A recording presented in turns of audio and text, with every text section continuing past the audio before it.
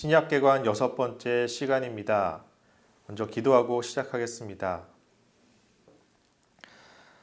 사랑의 하나님 감사합니다. 우리가 사도행전과 사도 바울의 서신서를 배우고 있습니다. 이 말씀을 통해서 우리가 이 교회 안에만 머무를 것이 아니라 교회 안에 모였다가 흩어지고 계속해서 복음 전파를 위해 힘쓰는 우리의 삶이 될 수 있도록 인도하여 주옵소서.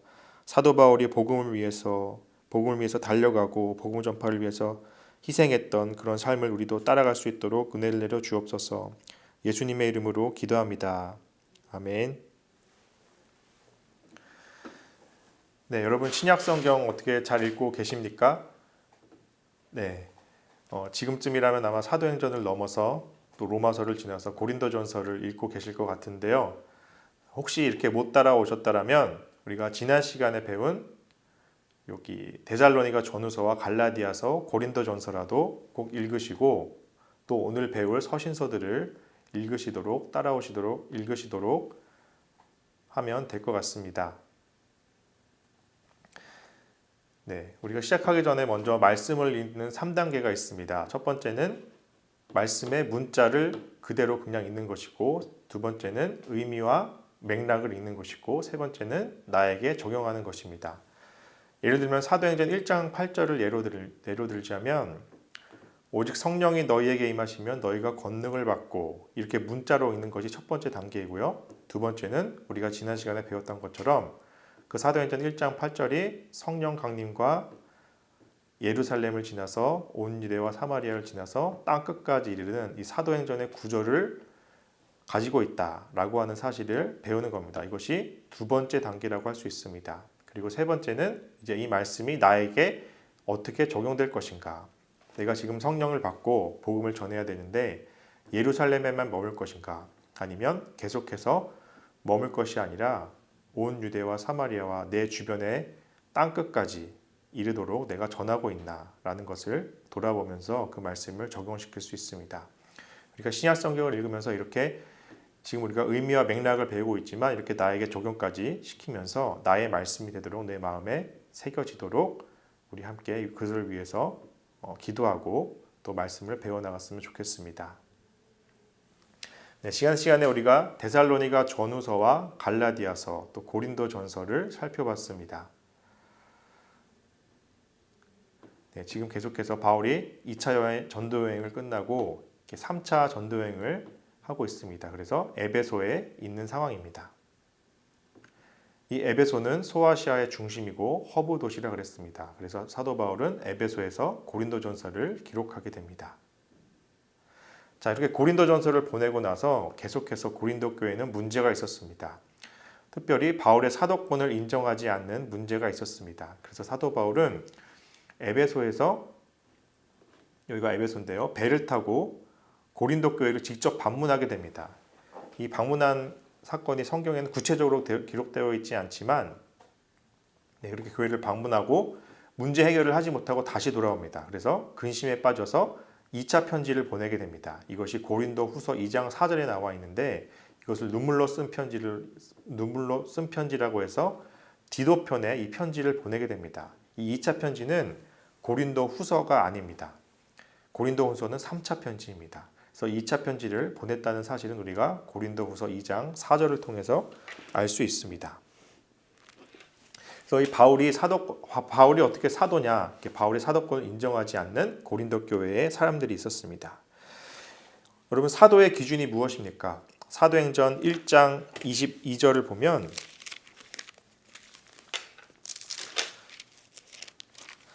사도행전 1장 22절에 항상 우리와 함께 다니던 사람 중에 하나를 세워 우리와 더불어 예수께서 부활하심을 증언할 사람이 되게 하여야 하리라 하거늘.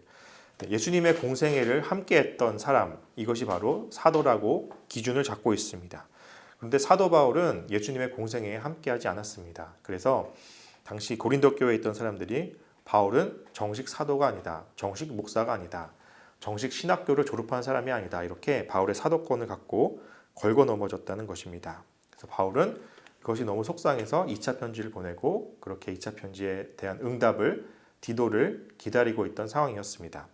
그런 상황 가운데 이제 데메드리오 사건이 일어나게 됩니다. 우리 사도행전 19장 23절로 갑니다. 사도행전 19장 23절. 그때쯤 되어 이 도로 말미암아 적지 않은 소동이 있었으니 즉 데메드리오라 하는 어떤 은장색이 은으로 아데미의 신상 모형을 만들어 직공들에게 적지 않은 벌이를 하게 하더니. 네, 당시 에베소는 이방 도시였고 다신교를 믿었던 많은 신들을 믿었던 그런 배경에 있었던 도시입니다. 그래서 이 데메드리오라고 하는 어떤 은장색이 아데미의 신상을 모형을 만드는 그런 직업의 사람이었는데, 이 아데미는 아르테미스, 풍요와 다산의 신을 말합니다. 가슴에 이렇게 여러 가지 많이 있는, 가슴을 많이 달고 있는 그런 풍요와 다산의 신을 은으로 형상화한 그런 신상을 만들던 사람이었습니다. 근데 바울이 복음을 전하고 복음이 흥왕해지니까 이렇게 우상을 섬기는, 우상의 신상을 만드는 자기의 사업이 번창하지 못할까봐 이들이 바울을 또 추방하게 됩니다. 바울을 괴롭히게 됩니다. 그래서 바울은 그들을 피해서 마게도냐, 빌립보로 또 떠나게 됩니다. 이 상황 가운데 디도가 돌아오지 않고 디도를 맞지 못한 상황에서, 그렇게 해결 보지 못한 상황에서 빌립보로 떠나게 되는 겁니다. 사도행전 20장 1절 보시면 소요가 그침에 바울은 제자들을 불러 권한 후에 작별하고 떠나 마게도냐로 가니라. 네, 여기서 마게도냐가 빌립보를 가리킵니다. 그래서 바울은 그 상황에서 빌립보에서 여기 보시면 에베소에 있다가 배를 타고 빌립보로 떠나게 됩니다. 그래서 빌립보에서 디도를 맞이하게 됩니다. 그래서 디도가 돌아와서 고린도 교회의 문제들이 어느 정도 해결되었다라는 소식을 듣습니다. 우리 고린도후서 7장을 가보겠습니다. 고린도후서 7장 5절 보시면 우리가 마게도냐에 이르렀을 때에도 우리 육체가 편하지 못하였고 사방으로 환난을 당하여 밖으로는 다툼이요 안으로는 두려움이었노라. 그러나 낙심한 자들을 위로하시는 하나님이 디도가 오므로 우리를 위로하셨으니 그가 온 것뿐 아니요 오직 그가 너희에게서 받은 그 위로로 위로하고 너희의 사모함과 애통함과 나를 위하여 열심히 있는 것을 우리에게 보고함으로 나를 더욱 기쁘게 하였느니라. 네, 이렇게 빌립보에서 디도를 맞이한 사도 바울은 또 기쁨의 소식을 갖고 온 디도를 또 반갑게 맞이하면서 고린도 후서 말씀을 기록하게 됩니다. 그래서 여기 사도행전 20장 1절 옆에 고린도 후서 기록했다, 고후 기록 이렇게 쓰시면 좋을 것 같습니다. 자, 그래서 고린도 후서 3차 편지입니다. 고린도 후서의 내용을 살펴보도록 하겠습니다. 네, 빌립보에서 기록했고요. 바울의 마음이 슬픔에서 기쁨으로 변했다. 바울의 감정이, 개인적인 감정이 가장 많이 드러나 있는 서신서가 고린도 후서입니다. 왜냐하면 자기가 그렇게 사도권을 부인받고 너는 사도가 아니다 라는 상황에서 억울하고 그렇게 오해받던 상황을 풀려 하는 그런 내용이 있기 때문입니다. 먼저 고린도 후서 1장 3절을 보겠습니다. 고린도 후서 1장 3절에 찬송하리로다 그는 우리 주 예수 그리스도의 하나님이시요 자비의 아버지시요 모든 위로의 하나님이시며. 그래서 너희가 이런 소식을 갖고 와서 디도편에 기쁜 소식을 받아서 나의 마음이 많이 위로되었다. 위로하시는 하나님이시다. 그리고 2장 5절 보시면 근심하게 한 자가 있었을지라도 나를 근심하게 한 것이 아니요 어느 정도 너희 모두를 근심하게 한 것이니 어느 정도라 함은 내가 너무 지나치게 말하지 아니하려 함이라. 8절 가시면 그러므로 너희를 권하노니 사랑을 그들에게 나타내라. 10절 가시면 너희가 무슨 일에든지 누구를 용서하면 나도 그리하고 내가 만일 용서한 일이 있으면 용서한 그것은 너희를 위하여 그리스도 앞에서 한 것이니. 나의 사도권을 부인하고 그렇게 교인들을 혼란스럽게 했던 그런 사람들을 용서한다. 너희도 용서하라 라고 사도 바울은 그렇게 권면하고 있습니다. 그리고 4장 7절에 가시면 우리가 이 보배를 질그릇에 가졌으니 이는 심히 큰 능력은 하나님께 있고 우리에게 있지 아니함을 알게 하려 함이라. 우리는 질그릇이다. 진흙으로 만들어진 쉽게 깨어지는 그릇이다. 그러나 우리가 중요한 것은 그렇게 질그릇이라는 사실이 중요한 것이 아니라 우리 질그릇에 담긴 보배, 예수 그리스도, 복음이 중요한 것이다. 그래서 사도 논쟁은 외적인 것이다. 중요한 것은 내가 정말 그리스도를 믿고 있느냐, 내 마음에 그리스도를 담고 있느냐 하는 것이 중요하다. 가장 중요한 것은 내 마음에 그리스도가 있느냐라고 하는 것입니다. 보배이신 그리스도를 담아야 한다라고 사도 바울은 강조하고 있습니다. 4장 10절에 보시면 우리가 항상 예수의 죽음을 몸에 짊어짐은 예수의 생명이 또한 우리 몸에 나타나게 하려 함이라. 예수를 마음속에 담는다는 것은 예수의 죽음과 부활이 동시에 있는 것입니다. 예수와 함께 나의 자아는 죽었고 예수님의 부활과 함께 나의 새 사람이 다시 살아서 예수 그리스도와 함께 사는 것이 바로 보배를 질그릇에 담은 삶이 되는 것입니다. 그리고 고린도후서 5장 17절에 가시면 그런즉 누구든지 그리스도 안에 있으면 새로운 피조물이라 이전 것은 지나갔으니 보라 새 것이 되었도다. 모든 것이 하나님께로서 났으며 그가 그리스도로 말미암아 우리를 자기와 화목하게 하시고 또 우리에게 화목하게 하는 직분을 주셨으니 이전 것은 지나갔다. 과거는 중요하지 않다. 너희가 나를 속상하게 하고 정죄했지만 그러나 모든 것은 지나갔고 우리는 새 피조물이다. 그리고 우리는 화목하게 하는 직분을 받았다. 우리는 서로 화목해야 한다. 과거에 얽매이는 있는 것이 아니라 서로 화해해야 한다라는 바울의 화해 신학이 담겨져 있습니다. 그리고 7장 9절 가시면 내가 지금 기뻐함은 너희로 근심하게 한 까닭이 아니요 도리어 너희가 근심함으로 회개함에 이른 까닭이라. 너희가 하나님의 뜻대로 근심하게 된 것은 우리에게서 아무 해도 받지 않게 하려 함이라. 하나님의 뜻대로 하는 근심은 후회할 것이 없는 구원에 이르게 하는 회개를 이루는 것이요 세상 근심은 사망을 이루는 것이라. 그래서 세상 근심과 하나님의 뜻대로 하는 근심을 비교하고 있습니다. 세상 근심이 아니라 우리는 하나님의 뜻대로 하는 근심을 해야 합니다. 그것은 말씀의 기준에 입각한 나를 비춰보고 내가 무엇을 회개해야 하는지 근심하는 것을 말합니다. 그럴 때 우리는 세상 근심에 사로잡히는 것이 아니라 하나님의 뜻대로 행하는 그런 근심에 사로잡힐 때 우리는 회개에 이룰 수 있는 겁니다. 그리고 8장 1절로 가시면 형제들아 하나님께서 마게도냐 교회들에게 주신 은혜를 우리가 너희에게 알리노니. 여기서 마게도냐 교회는 빌립보, 또 데살로니가 교회, 베레아 교회를 말합니다. 특별히 빌립보에 여성 성도들이 많아서 루디아 여성 사업가도 있고 그래서 이들이 많이 헌금을 했다고 그랬습니다. 특별히 예루살렘 교회가 흉년으로 인해서 많이 어려운 처지에 있어서 바울이 미리 편지를 써서 내가 가기 전에 미리 헌금을 모아두어라 이렇게 격려하고 있다고 했습니다. 그래서 동일하게 고린도 교회에도 헌금을 격려하면서 이 마게도냐 교회는 이렇게 헌금을 준비하고 있다. 서로 이렇게 헌금을 대놓고 이렇게 얘기하면서 헌금을 할 것을 격려하고 있습니다. 그리고 9장 1절에 가시면 성도를 섬기는 일에 대하여는 내가 너희에게 쓸 필요가 없나니. 여기서 성도는 예루살렘 성도를 말합니다. 예루살렘 교회 성도를 말합니다. 이는 내가 너희의 2절 가시면 9장 2절 이는 내가 너희의 원함을 알미라. 내가 너희를 위하여 마게도니아인들에게 아가야에서는 1년 전부터 준비하였다는 것을 자랑하였는데 과연 너희의 열심이 퍽 많은 사람들을 분발하게 하였느니라. 그렇게 다른 교회에서는 이렇게 1년 전부터 이렇게 준비했다라고 하면서 서로 교회와 교회들을 이렇게 경쟁시키고 있습니다. 헌금을 경쟁시키고 있습니다. 요즘 이런 일들이 쉽지 않죠. 네. 그러나 사도 바울은 이렇게 헌금을 대놓고 얘기할 수 있었던 이유는 사도 바울이 그만큼 자신의 사심이 없었기 때문입니다. 사도 바울은 자기가 직접 일을 하면서 텐트 메이커, 장막을 만들면서 자비량 선교를 했던 사람입니다. 그래서 이 선교헌금이 자신에게는 전혀 쓰일 수 없는 그런 선교헌금이었고 온전히 예루살렘 교회의 구제를 위해서 쓰일 헌금이었기 때문에 이렇게 당당하게 헌금을 하라고 말할 수 있었습니다.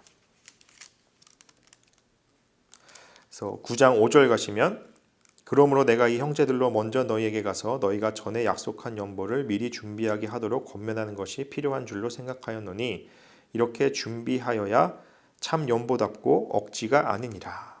미리미리 준비하라. 7절 가시면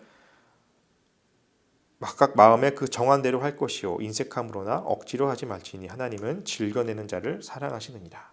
그래서 헌금은 미리미리 한꺼번에 많이 하는 것이 아니라 미리미리 그때마다 조금씩 꾸준히 하는 것이 또 즐겨하는 마음으로 하는 것이 헌금을 드리는 우리의 마음이 되어야겠습니다. 다음에 11장 1절로 갑니다. 여기서는 바울이 이제 자기의 사도권을 변호하고 주장하고 있습니다. 원하건대 너희는 나의 좀 어리석은 것을 용납하라. 청하건대 나를 용납하라. 내가 이제 좀 자랑을 할 건데 용납하라. 미리 선수 치면서 5절에 가시면 나는 지극히 크다는 사도들보다 부족한 것이 조금도 없는 줄로 생각하노라. 내가 비록 말에는 부족하나 지식에는 그렇지 아니하니 나 지식 많다. 이렇게 자랑하고 있는 겁니다. 그래서 18절에 가시면 여러 사람이 육신을 따라 자랑하노니 나도 자랑하겠노라. 22절 가시면 그들이 히브리인이냐 나도 그러하며 그들이 이스라엘이냐 나도 그러하며 그들이 아브라함의 후손이냐 나도 그러하며 그들이 그리스도일 거니냐 정신없는 말을 하거니와 나는 더욱 그러하도다. 그래서 24절에 가시면 유대인들에게 40에서 하나 감한 매를 맞고 3번 태장으로 맞고 강의 위험과 광야 위험과 바다 위험과 자신이 당한 위험을 쭉 나열합니다. 그리고 28절에 이 외의 일은 고사하고 아직도 날마다 내 속에 눌리는 일이 있으니 곧 모든 교회를 위하여 염려하는 것이라. 사도 바울은 자신은 이렇게 수고했다. 그런데 나를 이렇게 사도가 아니라고 정죄하는 너희들은 이만큼 수고했냐? 너희들은 예루살렘에 머물러 있으면서 흩어지지도 않고 복음 전파를 위해 애쓰지도 않으면서 어떻게 나의 사도권을 그렇게 부정할 수 있느냐? 이렇게 사도 바울이 이렇게 수고한 자기를 자랑하면서 이렇게 수고한 사람이 있으면 나와봐 이렇게 자랑하는 겁니다. 그리고 12장에 가면 자신의 자랑의 클라이막스가 나옵니다. 12장 1절에 무익하나마 내가 부득불 자랑하노니 주의 환상과 계시를 말하리라. 내가 그리스도 안에 있는 한 사람을 아노니 그가 14년 전에 셋째 하늘에 이끌려 간 자라. 그래서 바울이 자기는 천국에 갔다 왔다. 삼층천 체험을 했다. 천국을 체험했다라고 하는 것까지 말하면서 자기를 그렇게 자랑하고 있습니다. 그러면서 바울은 여기에서 그치는 것이 아니라 12장 5절에 가면 내가 이런 사람을 위하여 자랑하겠으나 나를 위하여는 약한 것들 외에 자랑하지 아니하리라. 7절 가시면 여러 계시를 받은 것이 지극히 크므로 너무 자만하지 않게 하시려고 내 육체에 가시 곧 사탄의 사자를 주셨으니 이는 나를 쳐서 너무 자만하지 않게 하려 하심이라. 그래서 사도 바울은 내가 정말로 자랑하고 싶은 것은 내가 많이 고생하고 내가 이렇게 많이 배웠고 내가 그렇게 복음 전파를 위해 수고한 것이 아니라 내 안에 있는 육체의 가시, 이것을 이제 3가지로 나누는데 첫 번째는 안질이다. 사도 바울이 예수님을 만날 때 눈이 멀었었기 때문에 안질에 관한 병이다. 또 두 번째는 정욕에 관한 것이다. 사도 바울은 결혼하지 않아서 정욕에 대한 그런 병이 있었다. 또 세 번째는 간질입니다. 육체적 질병 가운데 하나인 간질을 앓고 있었다라고 하는 그런 설이 있습니다. 그래서 사도 바울은 이것을 위해서 하나님께 기도합니다. 9절 보시면 8절 보시면 이것이 내게서 떠나가게 하기 위하여 내가 3번 죽기 간구하였더니 나에게 이르시기를 내 은혜가 내게 족하도다. 이는 내 능력이 약한 데서 온전하여 짐이라 하신지라. 그러므로 도리어 크게 기뻐함으로 나의 여러 약한 것들에 대하여 자랑하리니 이는 그리스도의 능력이 내게 머물게 하려 함이라. 그러므로 내가 그리스도를 위하여 약한 것들과 능력과 궁핍과 박해와 곤고를 기뻐하노니 이는 내가 약한 그때에 강함이라. 라고 하고 있습니다. 네, 여러분 우리는 하나님 앞에 무엇을 자랑하며 삽니까? 하나님이 나에게 주신 은사, 장점 그런 것들이 있을 수 있습니다. 또 하나님께서 나에게 주신 축복. 그러나 우리가 하나님 앞에 정말 자랑해야 될 것은 나의 약점, 나의 연약함, 나의 약한 것들입니다. 또 하나님 앞에 기뻐해야 할 것은 하나님께서 나에게 주신 많은 은혜들 그 무엇보다 나에게 주신 그런 연약함들 그런 것을 하나님 앞에 기뻐하고 자랑할 수 있어야 합니다. 사도 바울은 많은 능력이 있었습니다. 그러나 간지를 앓으면서도 자기는 간지를 앓는 그런 병이 있었지만 하나님이 나를 통해서 병을 치유하시고 바울의 손수건만 갖다 대도 병이 치유가 되고 또 악귀가 떠나고 또 죽었다가 살아난 유두고도 죽었다가 살리고 그런 많은 능력이 내가 이렇게 약한데 병에 있는 나지만 하나님이 하셨다. 하나님이 정말 하셨다라는 것을 경험했기 때문에 사도 바울은 그렇게 자신의 약함을 자랑할 수 있었습니다. 여러분 나에게 그런 결핍, 아킬레스건은 무엇입니까? 그것을 우리가 하나님 앞에서 기뻐하고 자랑할 수 있는 믿음이 되어야겠습니다. 그래서 13장 13절 가시면 주 예수 그리스도의 은혜와 하나님의 사랑과 성령의 교통하심이 너희 무리와 함께 있을지어다. 우리가 잘 아는 축도문의 말씀이죠. 그래서 사도 바울은 이렇게 고린도 교회를 이렇게 축복하면서 고린도후서 말씀을 마치고 있습니다. 네. 그래서 여기 빌립보에서 고린도 교회를 향해 편지를 썼고요. 사도행전 20장으로 다시 넘어갑니다. 사도행전 20장 2절 가시면 그 지방으로 다녀가며 여러 말로 제자들에게 권하고 헬라에 이르러. 그래서 빌립보에 있다가 헬라, 고린도 지역에 다시 갑니다. 그래서 고린도후서 편지를 먼저 보낸 후에 고린도후서 편지를 먼저 보낸 후에 고린도 교회를 방문하게 됩니다. 그리고 거기서 3절에 보시면 석 달 동안 3개월 동안 머물게 됩니다. 그래서 고린도 교회 도인들과 많은 대화를 하며 또 화해도 하며 그래서 그런 시간을 보냈겠죠. 그리고 여기서 고린도 교회에서 3개월 동안 머물면서 또 로마서를 기록하게 됩니다. 자, 이 로마서는 로마 교회에 보내는 편지인데요. 이 로마 교회는 사도 바울이 개척하지 않았습니다. 사도 바울은 로마에 한 번도 가본 적이 없습니다. 그런데 사도 바울이 에베소 교회에 브리스길라와 아골라를 남겨놓고 교회를 개척하고 세우기를 이렇게 부탁한 것처럼 또 로마 교회가 브리스길라와 아골라가 자발적으로 로마에 찾아가서 교회를 개척한 교회가 됩니다. 로마서 16장으로 한번 가보겠습니다.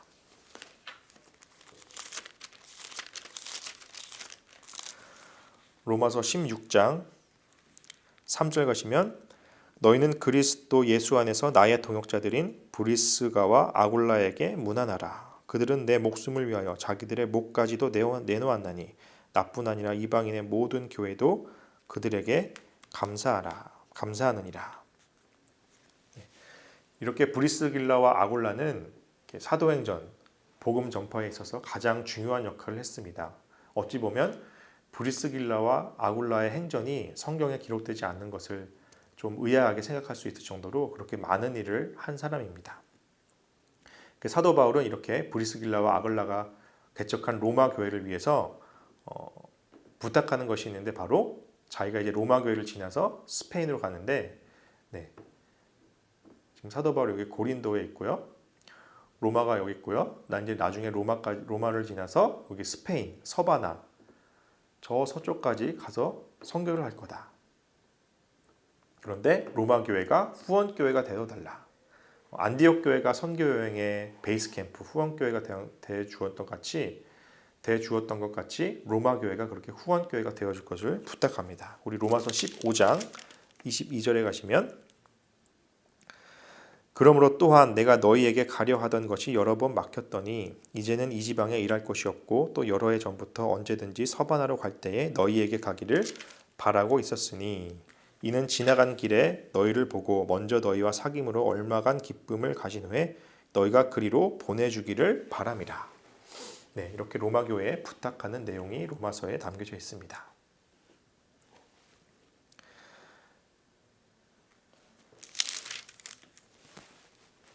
그래서 사도 바울은 로마서를 로마 교회에 쓰는데요. 이 로마서는 복음의 교리를 담고 있습니다. 복음과 구원의 교리가 무엇인지 아주 논리적인, 교리적인 책이라고 할 수 있습니다. 그래서 사도 바울은 브리스길라와 아굴라가 개척한 로마 교회에게 이 로마서를 보내면서 이 브리스길라와 아굴라가 이 로마서를 가지고 이제 로마 교회에게 성경 공부를 했겠죠. 복음이 무엇인지, 구원이 무엇인지 가르쳤을 겁니다. 자, 그래서 이 로마서를 살펴보도록 하겠습니다. 저번에도 말씀드렸지만 이것은 신약 개관 시간이라서 로마서는 정말 많은 내용을 담고 있지만 우리가 세세하게 다루지 못하고요. 중요한 것만 다루면서 넘어가도록 하겠습니다. 자, 로마서는 1장에서 11장은 교리 부분이고요. 12장에서 16장은 윤리, 그리스도의 삶을 다루고 있습니다. 교리 부분 가운데 또 1장에서 8장은 하나님의 의를 주제로 다루고 있습니다. 로마서 1장으로 갑니다.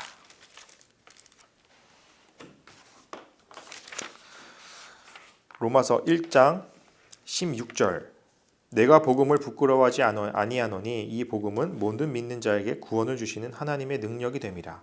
먼저는 유대인에게요 그리고 헬라인에게로다. 복음에는 하나님의 의가 나타나서 믿음으로 믿음에 이르게 하나니 기록된 바 오직 의는 믿음으로 말미암아 살리라 함과 같으니라. 그래서 복음과 믿음에 대해서 정의하면서 로마서 1장 16절과 17절이 로마서의 주제 구절이라고 할 수 있겠습니다.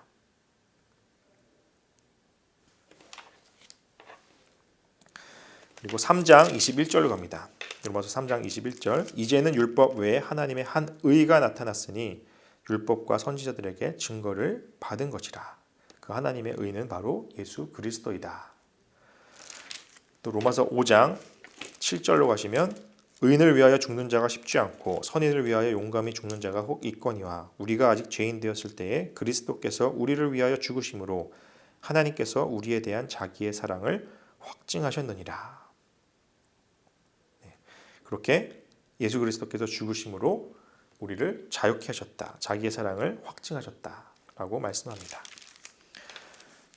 또 6장 3절 보면 무릇 그리스도 예수와 합하여 세례를 받은 우리는 그의 죽음심과 합하여 세례를 받은 줄을 알지 못하느냐.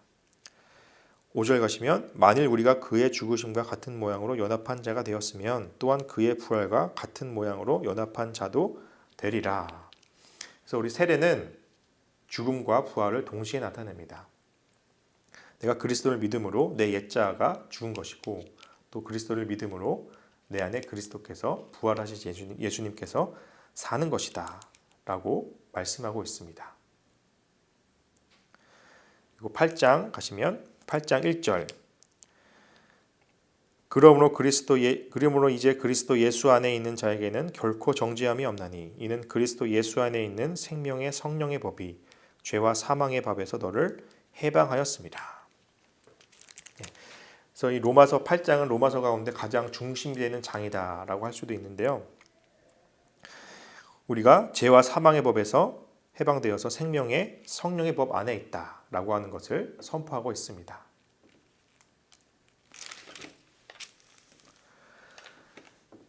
그리고 9장에서 11장은 이스라엘과 이방인의 구원 문제를 다루는 교리를 담고 있습니다. 그리고 12장에서 16장 윤리 부분을 보도록 하면 12장 1절입니다. 12장 1절 그러므로 그래서 1장에서 11장까지 복음의 교리, 구원의 교리를 설명하면서 그러므로 너희를 이렇게 살아라 말씀하는 겁니다. 형제들아 내가 하나님의 모든 자비하심으로 너희를 권하노니 너희 몸을 하나님이 기뻐하시는 거룩한 산제물로 드리라. 이는 너희가 드릴 영적 예배니라. 너희는 이 세대를 본받지 말고 오직 마음을 새롭게 함으로 변화를 받아 하나님의 선하시고 기뻐하시고 온전하신 뜻이 무엇인지 분별하도록 하라. 이렇게 그리스도인이 복음을 믿은 그리스도인이 구원받은 그리스도인이 어떻게 살아야 하는지 영적 예배는 무엇인지 하나님의 뜻을 분별하고 살아야 될 것을 말씀하고 있습니다. 그리고 12장 14절 가시면 너희를 박해하는 자를 축복하라. 축복하고 저주하지 말라. 쭉 가다가 21절까지 이것을 우리가 마태복음 5장의 산상수훈 같이 원수를 사랑하라는 그런 산상수훈과 같이 로마서의 산상수훈이다 라고 하는 구절을 담고 있습니다. 또 13장, 14장은 권세복종과 또 믿음이 연약한 자를 위한 윤리를 담고 있고요. 이것은 우리가 자세히 다루진 않겠습니다.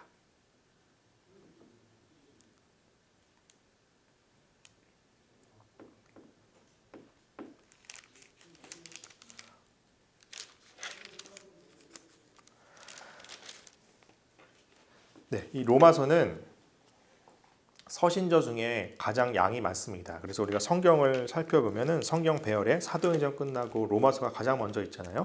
네. 사도행전 이후에 바울의 서신을 가장 먼저 앞에 배치해 두었는데 그 중에서도 양의 순서 따라서 그 성경을 배치해 줬습니다. 그래서 로마서가 가장 양이 많기 때문에 가장 먼저 앞에 있는 겁니다. 자, 이렇게 로마서를 기록했고 사도행전 20장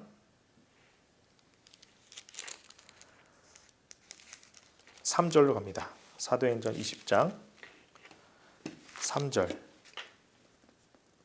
거기서 석 달 동안 있다가 배 타고 수리아 안디옥입니다. 수리아로 가고자 할 때 이제 돌아가는 겁니다. 고린도에서 로마서를 기록하고 이제 안디옥까지 돌아가려 합니다. 그래서 돌아가는 길에 쭉 가다가 이제 밀레도에 이릅니다. 에베소를 지나지 않고요. 밀레도로 갑니다. 20장 17절 가시면 바울이 밀레도에서 사람을 에베소로 보내어 교회 장로들을 청하니. 자, 17장 17절 전에 16절 가시면 16절 후반부에 16절에 바울이 아시아에서 지체하지 않기 위하여 에베소를 지나 배 타고 가기로 작정하였으니 이는 될 수 있는 대로 오순절 안에 예루살렘에 이르려고 급히 가미러라. 그래서 나는 빨리 지금 이 예루살렘 교회에게 헌금을 전하기 위해서 빨리 가려 한다. 그래서 에베소를 들리지 않고 밀레도로 바로 간 겁니다. 그래서 그 와중에 바울이 느낌이 이상한 거예요. 다시는 에베소에 들리지 못할 것 같은 느낌이 들어서 급하게 또 에베소에 있는 교회 장로들을 부릅니다. 내가 지금 밀레도에 있는데 와달라. 그래서 이 에베소 교회 장로들에게 고별 설교를 합니다. 네, 눈물의 설교를 합니다. 20장 22절 보시면 보라 이제 나는 성령에 매여 예루살렘으로 가는데 거기서 무슨 일을 당할는지 알지 못하느라. 바울이 느낌이 이상한 거예요. 당시에 예루살렘은 바울에 대해서 부정적인 여론이 있었습니다. 그래서 자기가 아마도 어떤 일이 일어나지 않을까, 다시는 에베소에 돌아올 수도 없겠다라고 하는 생각이 있어서 이렇게 마지막 설교를 합니다. 23절에 오직 성경이 각성에서 내게 증언하여 결박과 환난이 나를 기다린다 하시나 내가 달려갈 길과 주 예수께 받은 사명 곧 하나님의 은혜의 복음을 증언하는 일을 마치려 하면은 나의 생명조차 조금 더 귀한 것으로 여기지 아니하노라. 네, 바울의 인생 요절이죠. 바울의 삶을 가장 정확하게 나타내는 요절입니다. 바울은 이렇게 그 복음을 위해서 끝까지 자기 생명을 귀한 것으로 여기지 않고 헌신하고 희생하며 살았습니다. 고별 설교를 하고 31절 가시면 36절 가시면 이 말을 한 후 무릎을 꿇고 그 모든 사람과 함께 기도하니 다 크게 울며 바울의 목을 안고 입을 맞추고 다시는 그 얼굴을 보지 못하리라 할 말로 말미암아 더욱 근심하고 배에까지 그를 전송하니라. 네, 바울은 에베소에서 3년 동안 머물면서 에베소를 개척하고 또 그렇게 양육했습니다. 바울의 마음이 얼마나 에베소 교회를 향해 있었겠습니까? 또 에베소 교회 장로들이 바울에 향한 마음이 얼마나 특별했을까요? 하지만 바울은 자기가 얼굴을 보지 못한다라고 하는 말을 하면서 이렇게 눈물의 설교를 하면서 그렇게 눈물의 이별을 하게 됩니다. 그렇게 바울은 21장 17절 가시면 예루살렘에 도착하게 됩니다. 예루살렘에 이르니 형제들이 우리를 기꺼이 영접하거늘. 이렇게 하면서 3차 선교 여행이 종료되고요. 21장 21절 가시면 내가 이방에 있는 모든 유대인들을 가르치되 모세를 배워나고 아들들에게 할례를 행하지 말고 또 관습을 지키지 말라 한다함을 그들이 들었도다. 바울은 이렇게 율법을 지키지 않는다. 그래서 유대인들이 벼르고 있었습니다. 그래서 바울이 체포되게 됩니다. 35절 가시면 바울이 층대에 이를 때에 무리의 폭행으로 말미암아 군사들에게 들려가니 체포되게 됩니다. 그래서 바울은 재판을 받게 됩니다. 24장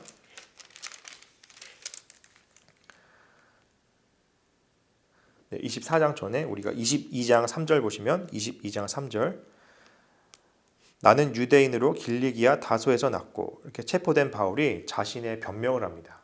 간증을 합니다. 그래서 바울의 간증문이 사도행전 22장에 있습니다. 그래서 간증문의 모형이라고 할 수 있는 내용이 있는데요. 사도 바울이 자신의 성장 배경을 말하면서 자기가 예수 믿기 전에는 예수님 만난 적에는 이랬는데 예수님 만난 후에는 이렇게 변했다라고 하는 간증문을 우리가 볼 수 있습니다. 그래서 23장 12절 가시면 날이 새매 유대인들이 당을 지어 맹세하되 바울을 죽이기 전에는 먹지도 아니하고 마시지도 아니하겠다 하고 이같이 동맹한 자가 40여 명이더라. 그래서 이렇게 당시 분위기가 이렇게 바울에 대해서 험악했습니다.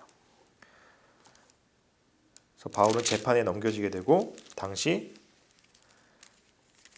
예루살렘 지역에 총독으로 있었던 벨릭스와 또 대화를 하게 됩니다. 바울은 아직 죄가 정해지지 않은 상황이었기 때문에 감옥에 있었지만 비교적 자유로운 생활을 했습니다. 거기서 벨릭스와 교류도 하게 되는데요. 이렇게 내가 언제 재판을 받나, 도대체 나의 죄는 언제 결판 날까, 이렇게 기다리는 시간이 하루도 아니고 열흘도 아니고 한 달도 아니고 1년도 아니고 무려 2년 동안이나 그렇게 갇히게 됩니다. 얼마나 답답했을까요? 그런데 이 와중에 예루살렘 교회는 무엇을 했을까요? 바울을 위해서, 바울을 감옥에서 꺼내기 위해서 어떤 노력을 했다라고 하는 것이 성경에 기록되어 있지 않습니다. 참 안타까운 상황입니다. 또 이렇게 로마에서 브리스길라와 아굴라는 바울을 계속 기다렸을 텐데 2년 동안이나 그렇게 바울을 못 빠지게 기다리고 있는 상황이었습니다. 그런 와중에 24장 24절 보시면 벨릭스와 수일 후에 벨릭스가 그 아내 유대 여자 드루실라와 함께 와서 바울을 불러 그리스도 예수 믿는 도를 듣거늘 26절에 동시에 또 바울에게서 돈을 받을까 바라는 고로 더 자주 불러 같이 이야기하더라. 바울에게 뇌물을 받아서 좀 바울이 풀어달라고 뇌물을 주지 않을까 하는 마음으로 이렇게 바울과 대화하는 모습이 나옵니다. 나중에 벨릭스가 베스도로 총독이 바뀌게 되는데요. 그래서 바울은 이 베스도에게 가이사에게 로마에 가서 재판받게 해달라고 요청하게 됩니다. 25장 9절 가시면 25장 10절 바울이 이르되 내가 가이사의 재판자리 앞에 섰으니 마땅히 거기서 신문을 받을 것이라. 네, 그래서 바울은 로마로 향하게 됩니다. 바울은 그래서 로마에 미결수 상태였기 때문에 비교적 자유로운 상태에서 또 경호원들이 옆에서 있습니다. 경호원들이 바울을 지키면서 또 돈을 들이지 않고 로마 배를 타고 공짜로 로마까지 가게 되는 겁니다. 특별 경호를 받으면서 로마에 이르게 됩니다. 네, 여기서 이제 그래서 유라굴로 풍랑도 만나서 배가 난파되고 그러다가 우여곡절 끝에 여기 로마 밑에 보디올 항구에 도착하게 됩니다. 27장 13절 가시면 27장 사도행전 27장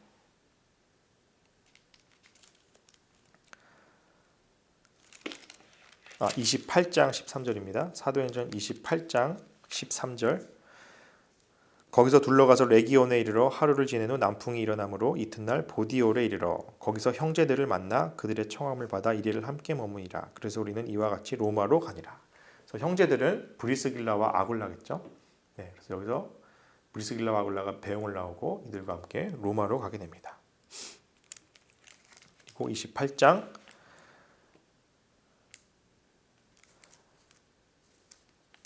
30절 바울이 온 이태를 자기 셋집에 머물면서 자기에게 오는 사람을 다 영접하고 하나님의 나라를 전파하며 주 예수 그리스도에 관한 모든 것을 담대하게 거침없이 가르치더라. 네, 바울은 로마에서 가택 연금 상태에 있습니다. 그러면서 하나님 나라와 복음을 가르치고 전파하면서 또 이때에 옥중서신이라고 하는 에베소서, 빌립보서, 골로새서, 빌레몬서를 기록하게 됩니다. 네, 오늘 우리가 이 옥중서신까지 살펴보고 마치도록 하겠습니다. 자, 첫 번째로 빌레몬서를 보겠습니다. 이 빌레몬은 골로새 교회의 중직자였습니다. 바울은 이 로마에 있다가 오네시모라는 사람을 만납니다. 이 오네시모는 이 빌레몬의 종이었습니다. 그런데 빌레몬에게 손해를 입히고 로마로 도망합니다. 도망하는 와중에 이제 돈을 훔쳐서 나왔다 그래요. 그래서 로마에서 어떤 사업을 해보려다가 쫄딱 망하고 그런 와중에 바울을 만나게 되고 예수님을 믿게 됩니다. 그런 와중에 바울 사도님 제가 사실은 이러이러했는데 빌레몬의 종입니다. 그래서 골로새 교회의 중직자입니다. 이런 소식을 듣게 되고 바울이 그래서 빌레몬에게 오네시모를 용서해 달라라는 부탁을 하는 것이 바로 빌레몬서입니다. 그래서 빌레몬서 1장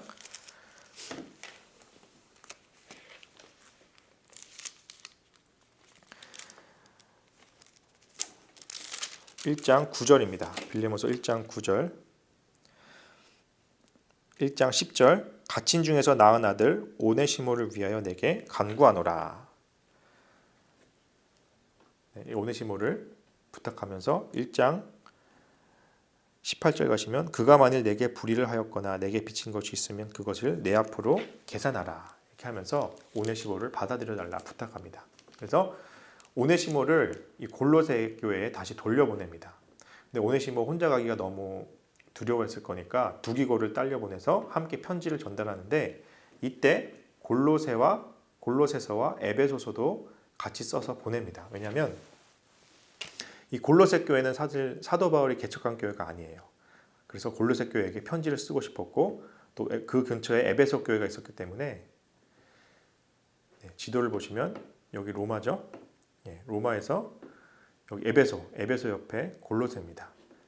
편지를 갖고 에베소 교회와 골로새 교회에게 함께 전해달라고 이렇게 에베소서, 골로새서, 빌레몬서를 함께 두기고와 오네시모 편에 편지를 전달하게 됩니다. 그래서 우리 에베소서를 한번 살펴보겠습니다. 에베소서의 주제는 교회의 통일성입니다. 에베소서 1장 17절입니다.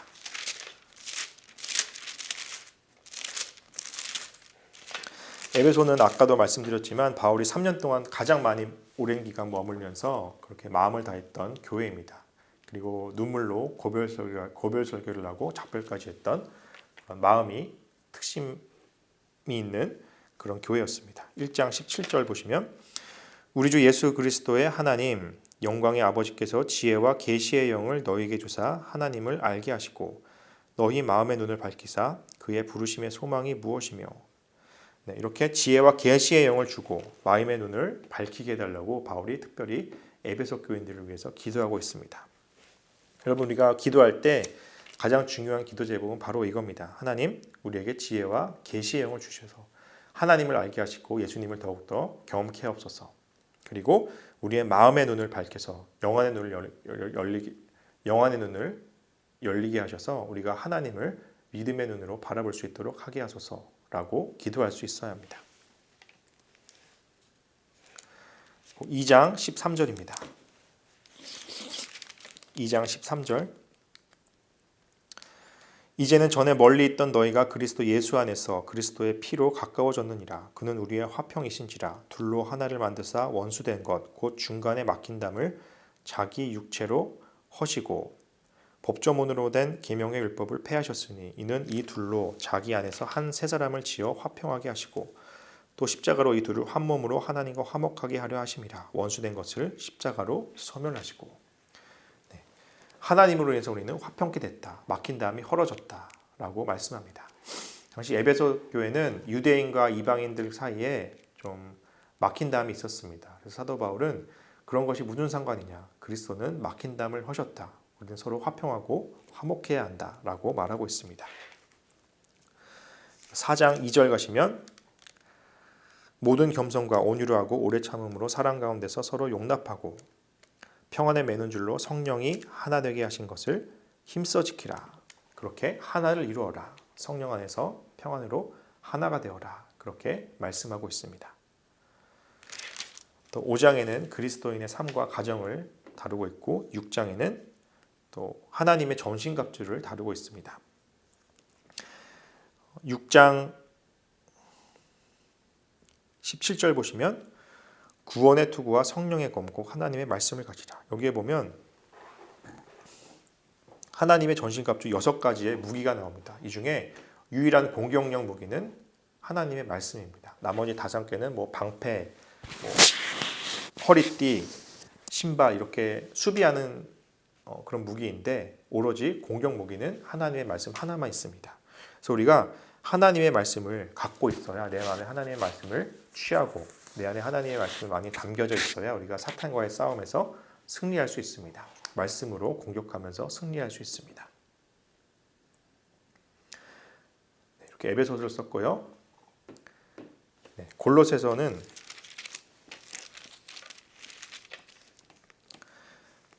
에베소서와 비슷한 구조를 갖고 있습니다. 이 골로새는 바울이 개척한 교회가 아니라 에바브라가 개척했습니다. 골로새서 1장 7절 가시면 이와 같이 우리와 함께 된 종 사랑하는 에바브라에게 너희가 배웠나니 그는 너희를 위한 그리스도의 실실한 일꾼이요. 이렇게 에바브라가 개척한 교회를 향해서 바울이 에베소서와 골로새를 같이 썼다 그랬잖아요. 그래서 가장 비슷한 구조를 갖고 있는 서신서입니다. 그래서 교회의 머리가 누구시냐? 1장 18절 가시면 그는 몸인 교회의 머리시라. 그가 근본이시요 죽은 자들 가운데서 먼저 나신 이시니 이는 친히 만물의 으뜸이 되려 하심이라. 그리스도가 교회의 머리시다. 1장 18절이 주제의 성구라고 할 수 있습니다. 그리고 2장에는 2장 8절에 누가 철학과 헛된 속임수로 너희를 사로잡을까 주의하라. 이것은 사람의 전통과 세상의 초등학문을 따름이요 그리스도를 따름이 아니니라. 이단을 경계하라. 율법주의 같은 이단이 있었습니다. 그래서 이들을 경계하라 할 것을 권면하고 있습니다. 3장에는 에베소서 5장과 비슷한 그리스도인의 삶과 가정의 내용이 있고요.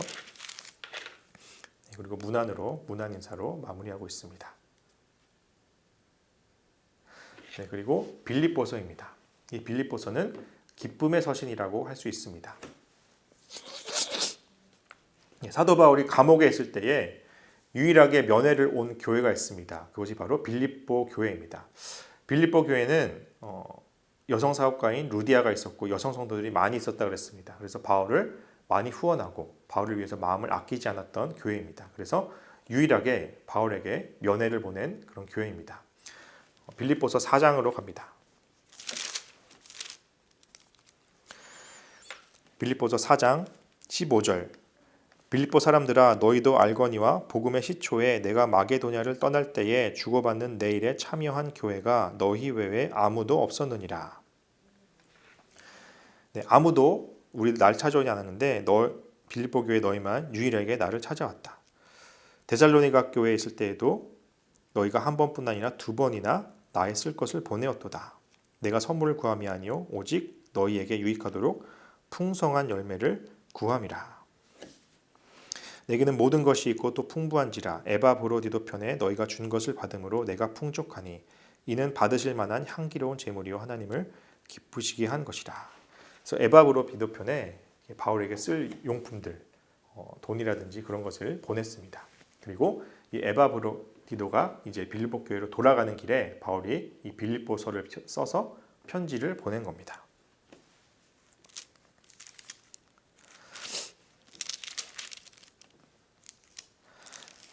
빌립보서 1장으로 가시면 빌립보서 1장 8절 내가 예수 그리스도의 심장으로 너희 무리를 얼마나 사모하는지 하나님이 내 증인이시니라.